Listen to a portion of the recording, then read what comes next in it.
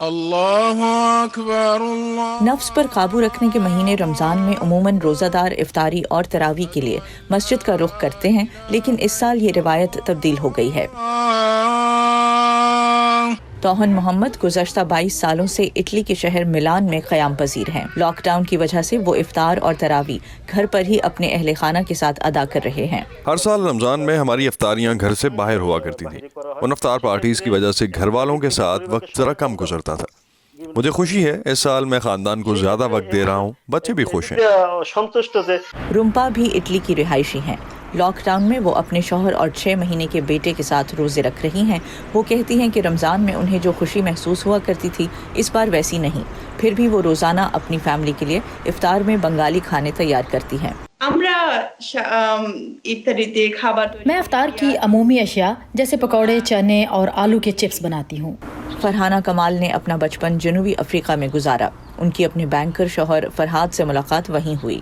فرحانہ کہتی ہیں کہ ملک سے باہر پرورش پانے کے باوجود وہ رمضان میں گھر پر بنگالی کھانے بنانے کی کوشش کرتی ہیں۔ میں سب کچھ خود بناتی ہوں، مجھے اجزاء اور ترکیبیں سب معلوم ہیں، لیکن مجھے روزانہ روایتی بنگالی کھانے پسند نہیں۔ پاستا، پیزا، برگر میرے پسندیدہ ہیں، یہ بھی افطار کے لیے بناتی ہوں۔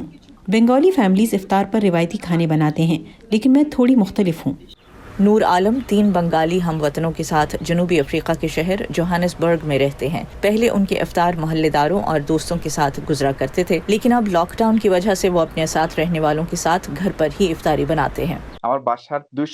میرے گھر کے بہت قریب 8 بنگالی ریسٹورینٹس ہیں، جس کی وجہ سے مجھے بنگلہ دیشی ماحول میں ہونے کا احساس اور بنگالی کھانوں تک بلا رکاوٹ رسائی رہی، لیکن اب لاک ڈاؤن کی وجہ سے ہم ان سے محروم ہو گئے ہیں۔ مسجد میں عبادت نہ کرنے پر ان سب کا کہنا ہے کہ مذہبی ہونے کے باوجود اس وبا کے دوران وہ دوسروں کی زندگی خطرے میں نہیں ڈال سکتے، اس لیے گھروں کو ہی مسجد بنا لیا ہے۔ اب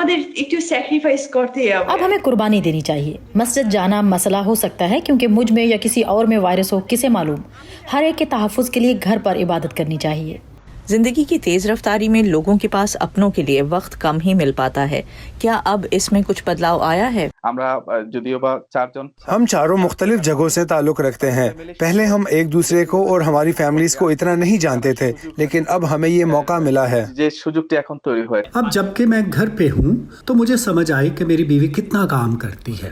ہم رات دیر تک جاگتے ہیں تاکہ نماز فجر کے بعد سو سکے۔ میں انہیں ایک کے بعد دوسرا کام کرتے دیکھتا ہوں، مجھے برا لگا، اس لیے اب گھر کے کاموں میں ان کی مدد کرتا ہوں۔